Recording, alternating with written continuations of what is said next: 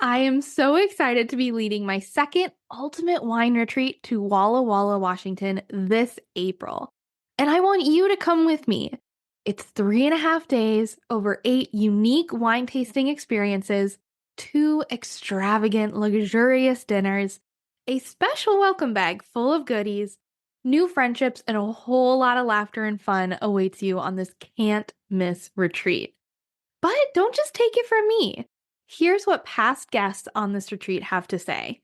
Take the opportunity. It is spending, but worth it. It would be extremely difficult to arrange this kind of immersive experience on your own.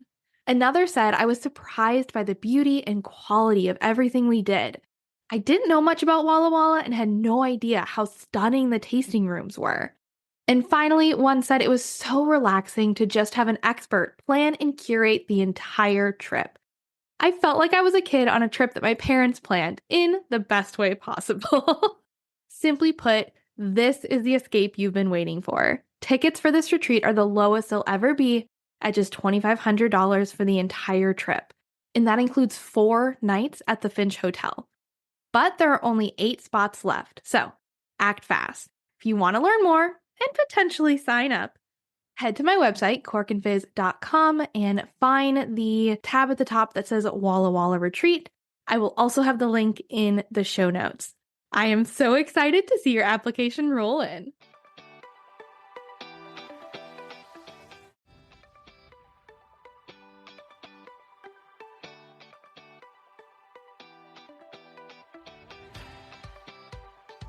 Interested in learning about wine, but not sure where to start? You're in the right place. Welcome to the Cork and Fizz Guide to Wine podcast. I'm your host, Haley Bowman, and I'm so glad you're here. I'm a wine enthusiast turned wine educator and founder of the Seattle-based wine tasting business, Cork and Fizz. It is my goal to build your confidence in wine by making it approachable and lots of fun. You can expect to learn everything from how to describe your favorite wine to what to pair with dinner tonight, and so much more. Whether you're a casual wine sipper or a total cork dork like myself, this podcast is for you. So grab yourself a glass and let's dive in.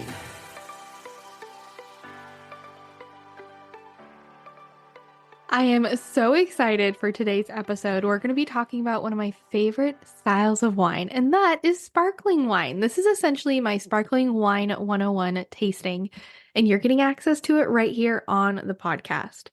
So before we get into the sparkling wine itself, if you're in a place where you can enjoy some, I want to encourage you to pour yourself a glass of sparkling wine. And before you do that, you might want some tips on how to open your sparkling wine. So that's how we're going to start this off. Here are my kind of quick tips for making it a little easier and a little safer to opening your sparkling wine. So first things first, this is something that you would have had to do ahead of time. So there's nothing you can do about it now. But in the future, when you're enjoying sparkling wine, make sure it is ice cold. This is one of the only times I will encourage you to have wine directly from the fridge. And the reason why you want this ice cold is that it will decrease the pressure inside the bottle. So when you are opening your bottle, you have it super ice cold, right? Make sure you wipe it down if it's wet at all. Then you're going to hold on to the top of the bottle and twist the bottom when you're opening it. Now, of course, you need to take the cage off first if you have a style of sparkling wine that has that type of release. Otherwise, sometimes you might find them with like the bottle cap, and in which case you can just open like like you would a bottle of beer. But for most sparkling wines, you're going to see they have a cage on top that basically keeps the cork from popping off. You're going to have to take that off first. So you're going to hold down on the top of the cork as you loosen the cage. As soon as you loosen that cage, never release the pressure from the top. At any point, the cork could come off. So you're going to hold the top, release the cage by twisting on the side. Now, I like to take the cage off. I have smaller hands. It's hard for me to get a good grip on the cork otherwise. And so when I do this, I'm very careful to, try to keep my hand on top of the cork as much as possible. But the experts say to leave the cage on, so it's up to you. Now, once you have that off, again, once the cage is loosened, you simply hold the top. So you keep putting pressure down and you twist from the bottom. And you're going to hold that bottle in your hands in about a 45-degree angle. Again, it just helps with the pressure. And then if it feels like it's stuck, which I've had this happen many times, one tip is to use a towel for better grip if the cork appears stuck. If you want more tips, head to my Instagram or TikTok. You can find me at Cork and Fizz, and I have a whole video where you can see me opening that sparkling bottle of wine. Okay, now we have our bubbly open. If, of course, you're not driving or doing something else. Let's talk about sparkling wine and how it's made before we get into the history. And it's important to know how it's made because it kind of ties into the history. It'll make sense in a second. So, regular or still wine, essentially those without bubbles, is made using this process called fermentation. And I think we've talked about this a couple times here or there. So, during this process, yeast, which is either added to our pressed grape juice or it exists naturally on the grapes, so then it exists in the juice, that yeast consumes sugar from the grapes and produces alcohol and carbon dioxide. When we're making a still, aka not bubbly wine, the carbon dioxide is simply released into the atmosphere. We don't need it. Goodbye. Now, sparkling wine goes through the same process as still wine does. So it goes through that fermentation. The yeast consumes the sugar and produces alcohol and carbon dioxide. But then, and again, it actually releases the carbon dioxide into the air. And you're like, wait, no, we needed that. Come back. Don't worry. More sugar and yeast are added to the product most of the time. Now, there is one way of making it where we're actually going to trap it the first time, but stick with me here. This is a second round of fermentation. So they add more sugar, more yeast. It's going to go through a second round of fermentation. And this time, we're trapping that carbon dioxide in some way so that we can get bubbles in our wine. So now that you know how sparkling wine is made, I can tell you how it was founded. And you're like, that's a weird word to use. Why would you say, who founded sparkling wine? Like, don't you mean they created it? And the thing is, I use founded because it's one of those things that was a result of a happy accident. And they didn't purposely try to make sparkling wine at first. So it was believed for the longest time that it was the French monk Dom Perignon. Yes, that's a fancy champagne house that he invented sparkling wine in 1697. However, studies and evidence have shown that it was actually discovered / invented / founded, whatever word you want to use, by the Benedictine monks in the Abbey of Saint Hilaire near Carcassonne, France in 1531. So nearly, what is that, 70 years earlier? No matter who it was that made it, the story is the same for how it was first discovered. So again, happy accident. Basically, wine was bottled before fermentation ended. So right before the yeast was done eating the sugar. Now, often it was cold in the cellar where they stored the bottles. So the fermentation wouldn't start up again until spring. It was okay that there was still yeast and sugar left in the bottle because the yeast was going to just chill out, dormant, kind of like hibernate, if you think about it that way. But then spring came and it got warmer. And at that point, the fermentation started again inside the bottle. And remember, fermentation is sugar plus yeast equals alcohol and carbon dioxide. That carbon dioxide built up inside the bottle, and without a cap or a thick glass bottle, it caused these bottles to explode. So initially, sparkling wine was something to avoid because the pressure in the bottle that caused one bottle to burst would then cause a ripple effect, and the cellar would lose 20 to 90% of their bottles. It was actually a thing where those who worked in the cellar, they would wear a heavy iron mask. It resembled a baseball catcher's mask to prevent injuries from these spontaneously bursting bottles. It was also at one point called the devil's wine, both because it caused destruction and because of the mysterious circumstances surrounding the unknown process of fermentation and carbonic gas. I mean, at that point, all they knew was, well, we crush grape juice and we put it in a vat and it becomes alcoholic. We have no idea how it happens. It just does. And so the fact that all of a sudden these bottles were exploding, it didn't make sense. They didn't know that it was this carbon dioxide that was getting trapped in the bottle. Now, remember how I mentioned sparkling wine is made using two fermentations, and during the second, the carbon dioxide is trapped? Well, this is the part in which different forms of sparkling wine differ. So, different styles of wine produce the second fermentation and trap the carbon dioxide in different ways. And so, we're going to talk about the three most popular styles. There are about six in total, but most of them are kind of variations of these three methods. So, first up, we have the traditional method, and this is also known as the champagne method. And this is a method that I'm sure you're surprised since it's called the champagne method. Guess what's made using it? Yeah, champagne. Once the wine has gone through one fermentation, so again, we make regular wine. We do yeast plus sugar equals alcohol and carbon dioxide. We have regular wine. It is then transferred to a special thick glass bottle along with some more yeast and sugar. Then a crown cap, aka kind of what you'd see on a beer bottle, is applied to trap the carbon dioxide and pressure inside the bottle. Now, here, notice we said a thick glass bottle and the crown cap. Both of those are going to prevent the bottles from exploding as they once did when it was initially discovered. The second fermentation now occurs in the bottle. Now, if you're a baker, you'll know that yeast is a living thing. So once it's done with its sugar consuming, alcohol, and carbon dioxide producing process, it dies. These dead yeast cells are usually removed from the bottle before we consume it.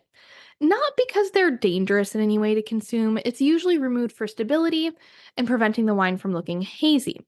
And winemakers have solved this problem because you're like, well, how the heck do you get the dead yeast cells out of a bottle that you've now trapped everything in? Don't worry. They figured this out. It's a process called riddling. Well, it's three pieces. There's riddling, disgorgement, and dosage. And I'm going to walk through each of these, but I also highly recommend just do a quick search on YouTube and look up riddling. It's riddling. Then look up champagne disgorgement or sparkling wine disgorgement process. And that's disgorgement. And then finally, look up sparkling wine dosage, and that is dosage. I'm sure you could also find a video that has all three, but just so you can see each one separately. I think it's really cool to watch these things happen more than just listening to me talk about it. But still listen to me talk about it first and then go look up a video, okay? All right, so that first step is riddling. So riddling involves the gradual tilting of the bottle so it ends up with its neck, which is like that top part of the bottle, like the top thin part of the bottle facing down. So that's what their goal is. So they're rotating it by small increments as they're tilting it, both clockwise and anti-clockwise. As the angle of the tilt increases, the force of gravity draws the sediment, which is those dead yeast cells, into the neck of the bottle. Nowadays, this is often done by a machine, but some producers still do this the old-fashioned way, which is by hand. They use a shaking and twisting technique that has been practiced over the centuries by skilled cellar masters. A good remuer, which is basically a fancy name for a bottle turner, can handle roughly 40,000 bottles a day, with the bottles placed neck down in a wooden poutre. I'm probably not saying that right, but it's an A-frame shaped riddling rack. And again, this is where I recommend you look this up on YouTube so you can see what this looks like. Now, automated remuage is now much more common. They use a machine called a gyropalette. Gyropalette. Again, I'm not very good at this pronunciation thing. And it can process about 500 bottles in just a single operation. And of course, these machines can work 24 hours a day and they take a fraction of the time, 1 week instead of 6 to do this. And there's no expense to quality. So in this case, most of the time they choose machine. However, if places are just starting up, you gotta do it by hand. So now that all the yeast cells are concentrated in the neck of the wine bottle, it's time for the next step in the process, which is disgorgement. Sometimes this process can look like a spray of wine everywhere, but most of the time producers will basically freeze the neck of the wine before expelling the sediment. And so they freeze, again, that neck is the top part of the wine bottle. That's where all our sediment is because we had the bottle basically upside down at this point and we've collected all the sediment. So after the neck is frozen, the sediment, which is now in the form of a frozen plug. The rest of the wine is alcohol, so it doesn't freeze, right? It is ejected under pressure when the bottle is open. So we take advantage of the fact that there's carbon dioxide and pressure in the bottle. And so they're going to open the bottle very quickly, let out that frozen plug, and then quickly put their hand back over it to avoid any loss of wine and any more loss of pressure.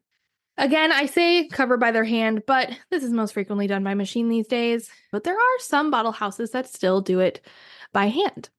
And fun fact here, before we get to our last step in the process, disgorgement actually triggers a sharp intake of oxygen, which together with dosage, which we're going to talk about next, will have a significant impact on aroma development in the wine. So now let's talk about dosage. This is the last step before they finally cork the bottle of wine or the cork in. And this is the addition of a small quantity of what's called liqueur de dosage to the wine. And this is basically a wine and sugar mixture. The amount of sugar is determined by how sweet you'd like the resulting wine to be. So if you ever noticed with sparkling wine, and we'll talk about this in a little bit, some are called brut, some are called dry or sec or seco. All of these refer to the sweetness level in the champagne or in the sparkling wine. And this process, the dosage, determines that because when you think about it again, the fermentation process ate up all of the sugar. There is no sugar remaining in the bottle. It's only what we add to it at the end. Now, the role of dosage in the wine's sensory development varies according to the style of sparkling wine that you're making. If the winemaker is happy with how the wine stands, the liqueur de dosage will consist of a mixture of sugar and the same wine as the bottle holds. Now, alternatively, if a final additional touch of aroma is thought desirable, that liqueur de dosage may be made with a reserve wine, some great sparkling wine that's been set aside for long aging in casks, barrels, or even magnums. So basically, they're like, something's missing here. I just need a little, and they'll grab from that other reserve that they've been waiting for, and it's kind of there to kind of help add a little bit that they want to make it perfect. These will essentially add an extra dimension to the winemaker's repertoire of flavors, and it creates that really nice palette to choose from so they get that perfect finishing touch. Now, a few months before dosage, winemakers will basically experiment with the different liqueurs and find the perfect one. So when it comes time to do this whole process, they've already got it all mixed up and ready to go. So that is the traditional method. So again, we do a regular fermentation. Then the second fermentation happens inside the bottle. That is going to be the main difference with your traditional method.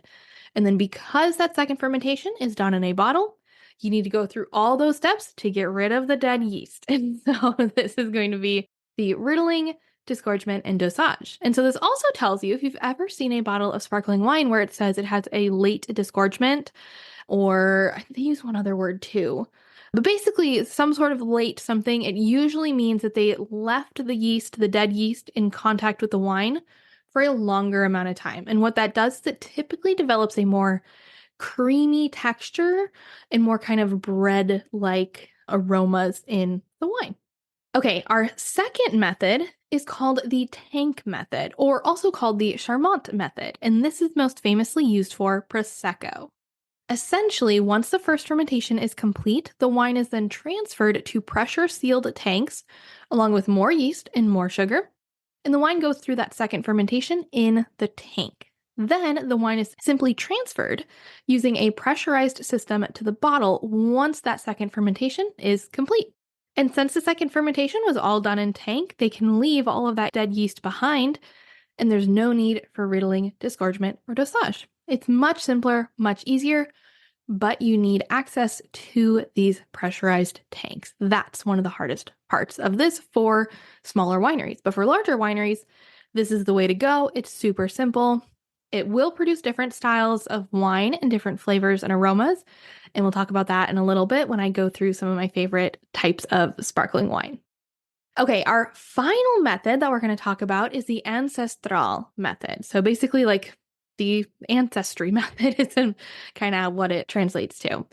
Now, if you ever see a sparkling wine bottle with a crown cap, again, that's like the beer bottle cap, they're likely made using this ancestral method. This method is incredibly similar to the traditional method, except it actually technically only goes through one fermentation. It just does it in two parts. So basically, it follows exactly how sparkling wine was originally made. That's where that ancestry, the ancestral method happens. So, but again, it has better bottles when we put the crown cap on top. So, it doesn't explode. But essentially, the first fermentation starts, but then it's paused using cold temperatures. Remember, those cold temperatures cause the yeast to hibernate. Then it's started back up again once the wine is in the bottle.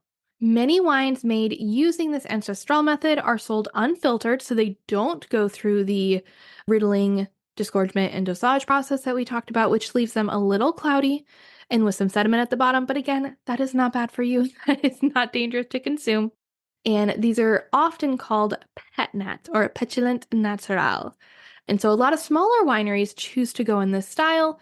It is very time intensive. It takes a lot of effort for them, but it doesn't require any fancy technology of any kind. And again, they can choose to filter it or not and to go through that disgorgement process. I've seen some small wineries that do that and some that just choose not to. I've had great wines either way. All right, so those were our three methods. So again, we had the traditional method, also called the champagne method, and that is where the second fermentation happens in bottle. Then you have the tank method or the Charmant method, and this is where the second fermentation happens in a pressurized tank. And then the final method is that ancestral method, where really it actually only goes through one fermentation, but it's paused in the middle by cooling the wine, put into a bottle, and then the fermentation finishes while it is in the bottle.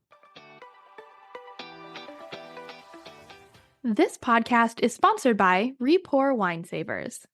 Listen, I love wine, but that doesn't mean I want to drink a full bottle every night.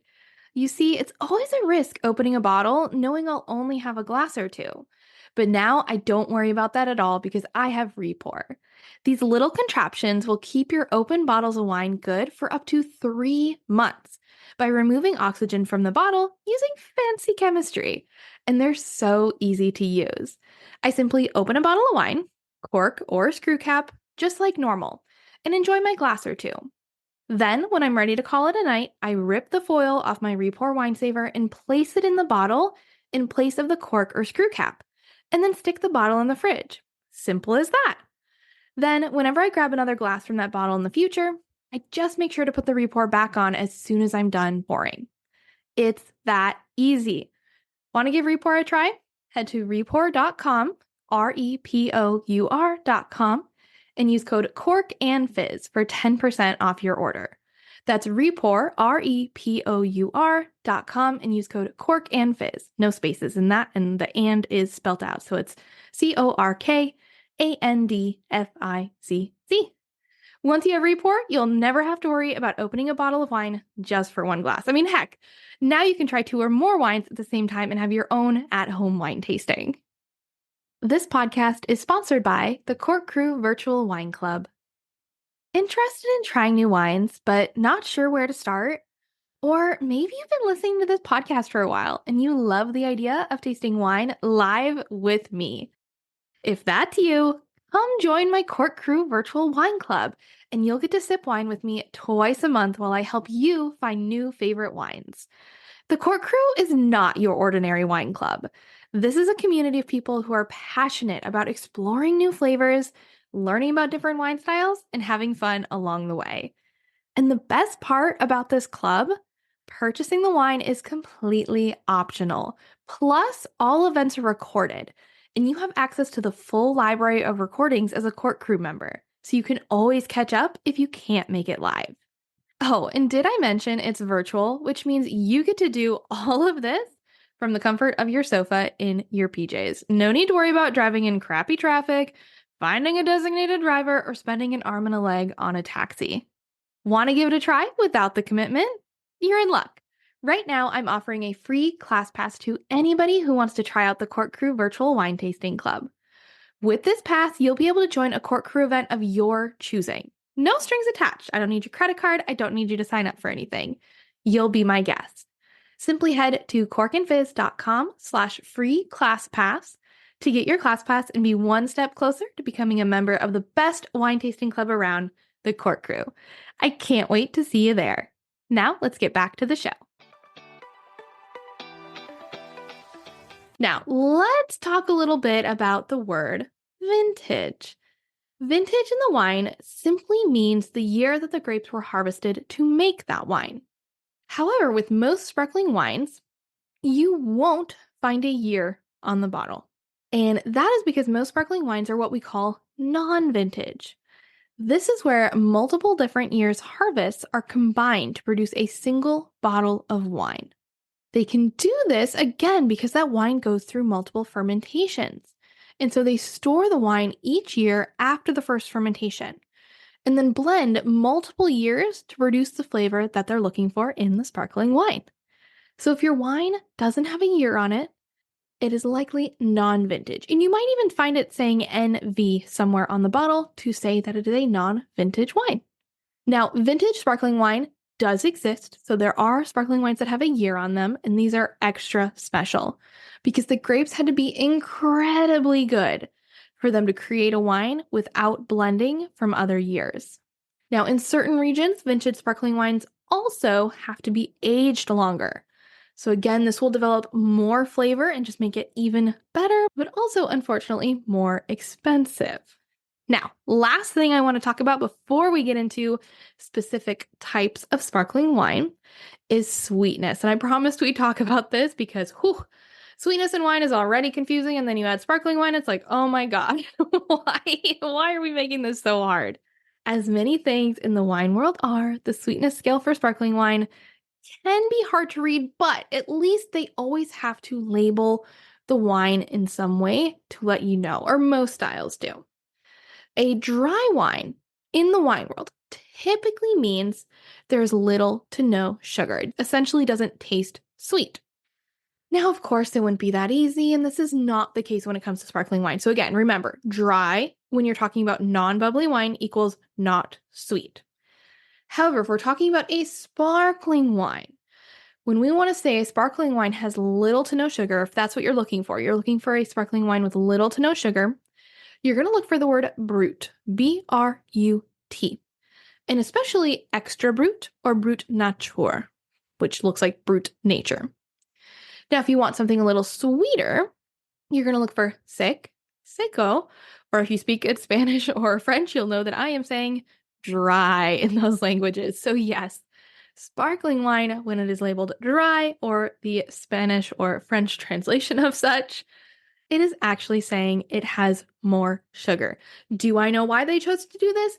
I do not. I'm sorry. I've done the research. I've tried to figure it out. It's just the way that it is. So essentially, no sugar is brut. Sugar is dry, sec, or seco. And so if you're looking at a scale, if I were to give you a scale from the least sweet to the most sweet, you're going to have brut nature. That means no sugar is added. I'm pretty sure that is like 0 grams of sugar. So brut nature, then extra brut, then dry, then extra dry. And again, in place of the word dry, you might see sec, S-E-C, or seco, S-E-C-O. So then dry, extra dry, and then demi-sec tends to be very sweet as well, but we're not going to get into that. But again, brut, not sweet, dry, or sec or seco, more sweet. Make sense? Hopefully that helps. If you get a lot of headaches after you have sparkling wine, try that brut nature option. A lot of times those headaches can be caused from a combination of the alcohol and the sweetness in the wine. Okay, it is time to talk about different types of sparkling wine. And I'm going to walk you through 5 different types, but I'm also going to list a ton more at the end so you can kind of go out and explore and discover on your own.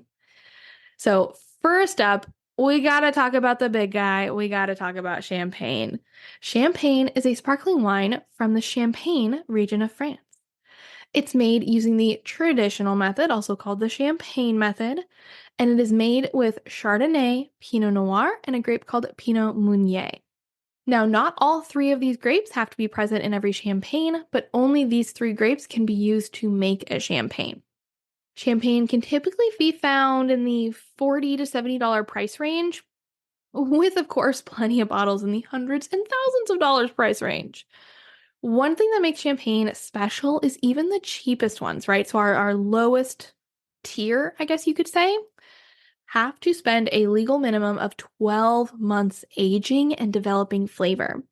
This results in these kind of really delicious flavors of toasted bread, biscuit, and cream. And you might think, those in wine, trust me, I love it. I mean, not everybody does, but I certainly love it. Others believe that the chalky soil that you find in Champagne give this wine a very special flavor that no other region can achieve. Of course, a lot of prestige is also simply due to the name value. Whenever anybody thinks of fancy wine, they think of champagne.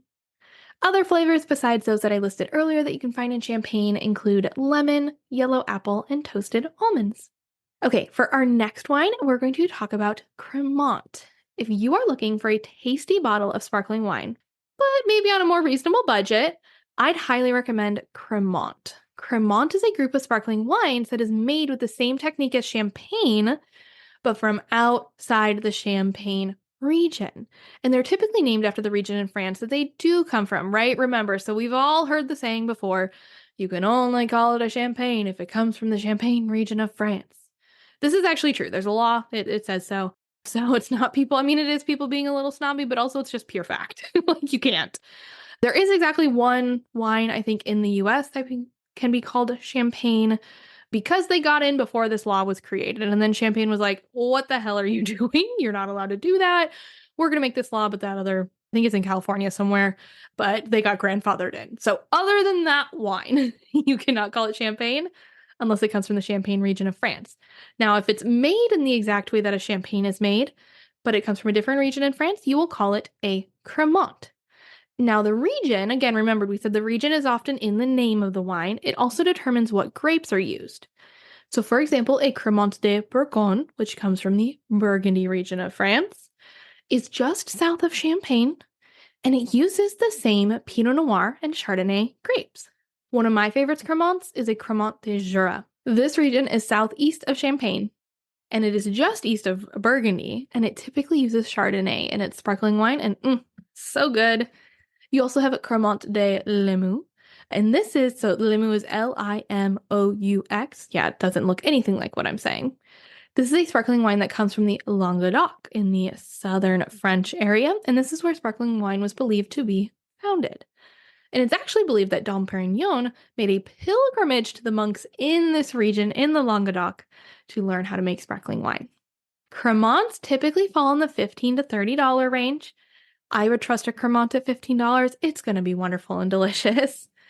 Flavors differ depending on the region, but they can include anything from white cherry, lemon, white apricot, toasted bread, and almonds. Again, it's going to depend where it's made. If you're curious, the grapes that are used in some of these regions, so we have a Cremant d'Alsace. This is primarily Pinot Blanc, Pinot Gris, Riesling, Chardonnay, and Pinot Noir. We've already talked about Burgundy, so our Cremant de Bourgogne. It's primarily Pinot Noir and Chardonnay. Then there's a Cremant de Bordeaux, primarily Merlot, along with Cabernet Franc. You can also use Cabernet Sauvignon, Carmenere, Malbec, and Petit Verdot, Sauvignon Blanc, and Semillon. So Bordeaux has a lot of options. You might also be kind of curious. You're like, you are listing a lot of red wines for a sparkling wine. This is still a white wine, but the skins are not put in contact with the grape juice, so we end up making a white wine from red grapes. Kind of cool, right? We also talked about Cremant de Jura, and again, I said this is made mostly using Chardonnay, but you can also find Pinot Noir, Poissard, Sauvignon, Pinot Gris, and Trousseau. There's also Cremant de Loire. This uses Chenin Blanc, Cabernet Franc, and Pinot Noir. And then Cremant de Limoux. This is Chardonnay, as well as Chenin Blanc, Mauzac, and Pinot Noir. And if you want to learn more about each of these French wine regions, go check out my previous episodes. I have a French Wine 101 and a French Wine 101 Part 2, where I dig into each of these wine regions a little bit more in case you're curious. I don't talk about the sparkling wine, but I do talk about the region itself. Okay, we're going to head out of France now and into Spain to talk about Cava. Cava is made using the traditional method, so the same as champagne, but it's made in Spain. And it can be made anywhere in Spain, but most of it comes from the Catalonia region in northeast Spain near Barcelona. These wines are typically made with the local Spanish grapes. You have Macabeo, Parellada, and Xarel·lo. However, you can also use Chardonnay and Pinot Noir. These wines are perfect for the pocketbook. I've had great cava for under $10. And honestly, some of the best cava I've had, aka the cava that I served at my wedding for the toasts, was just $15 a bottle. It had some Chardonnay in it. Oh, it was lovely, wonderful. We still have one bottle left. We've been having one every year on our anniversary for the ones that were left over. I may have overbought, but I'm not mad about it. And it's been really lovely. Though last time it was, it lost a lot of flavor. So this last one might be over the hill a little bit, but it's still kind of special. These wines, so the cava, they tend to be a little more fruity and floral than champagne. They're not required to age as long as champagne is, which would kind of explain that, but they are just as flavorful. You get lime, quince, apple, almond, and chamomile in these wines. Next up, we have a Prosecco. Of course, if we're talking about sparkling wine, we can't leave out Prosecco. Prosecco is made using the tank method, so that Charmant, second fermentation in a pressurized tank, and it's made with a grape called Glera. Now, funny story here. I always love to tell the story. I don't know how much of it is true because I read it a couple times and then sometimes I have a hard time reading it. But anyway, I want to believe this is true, so we're just going to believe that it is true. The grape itself that made Prosecco used to actually be called Prosecco. So it was actually the grape that was called Prosecco. But the problem was that when you have a grape called Prosecco, that means any region in the world can make a Prosecco wine. Kind of like how, the grape is called Chardonnay. So we can make Chardonnay anywhere. And the people in Prosecco didn't love this. They didn't like that anybody could make what they were making. They wanted to have the same kind of authority that champagne did, or at least the same protection that champagne did. So and I think the final straw, and this is the part where I'm like not 100% sure if it's correct, but Paris Hilton made a Prosecco and she put it in cans and she went on a talk show and she talked about how she made Prosecco wine. And this is apparently what the last straw was for those in Prosecco. And so no hate against Paris Hilton. I think it's hilarious. So they found a town near the region that was called Prosecco, the region where they were growing all these grapes. And so they basically created a border around this town and said, all right, this is our Prosecco region. And also, y'all have been calling the grape the wrong thing. It's called Glera. And this Glera was actually a past term that was used for the grape. So it's not that it was wrong, but it also wasn't right. But they were like, nah, it's called Glera. And see, we have this region called Prosecco. And so now you can only call your wine Prosecco if it comes from this region of Italy. I am probably, like I said, if there are any Prosecco producers out there, please don't hate me. I just think it's a funny story. And, you deserve the protection. You deserve it. So, Prosecco made in a very different way from champagne. It has a lot more citrus, tree fruit, think like apple and pear, but a tropical as well with the pineapple and mango. It's a tad bit of cream, but normally the fruitiness wins out. So, it's not going to have that creamy texture or that bread kind of like flavor. Bottles of Prosecco usually fit in the $8 to $20 range, and to me, these are perfect sparkling wines for cocktails. I think they have just the right amount of bubbly.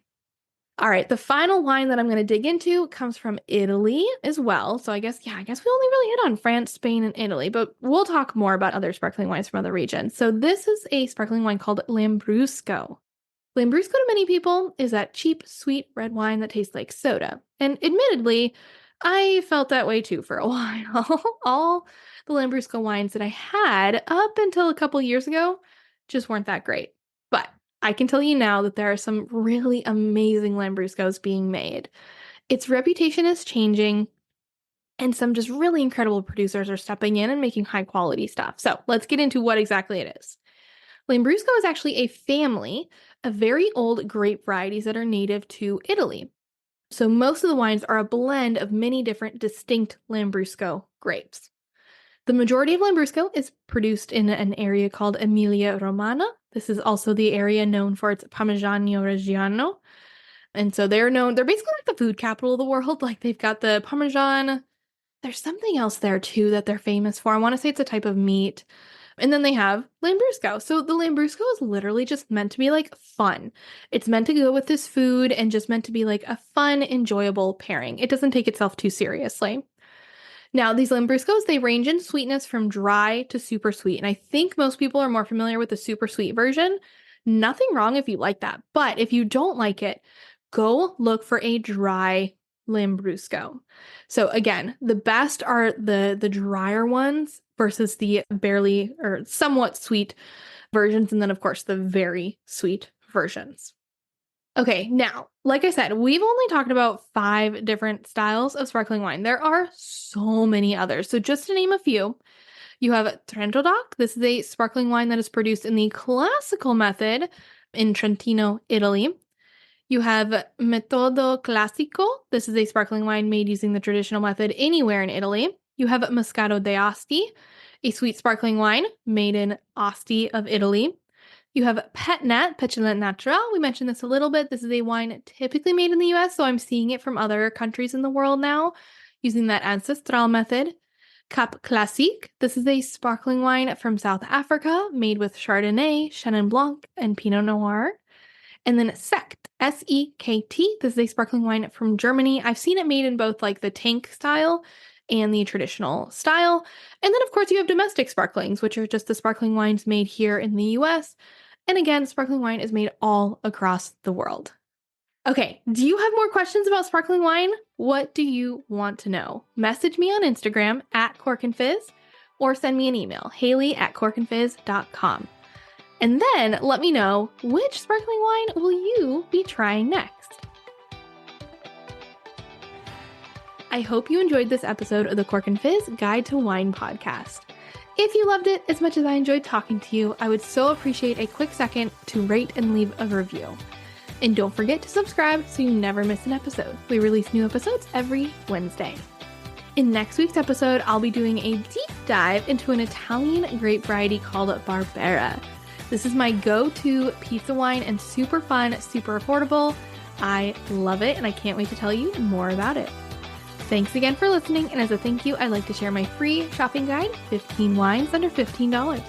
Simply head to my website, corkandfizz.com, scroll down to the bottom, and join my mailing list. Cheers!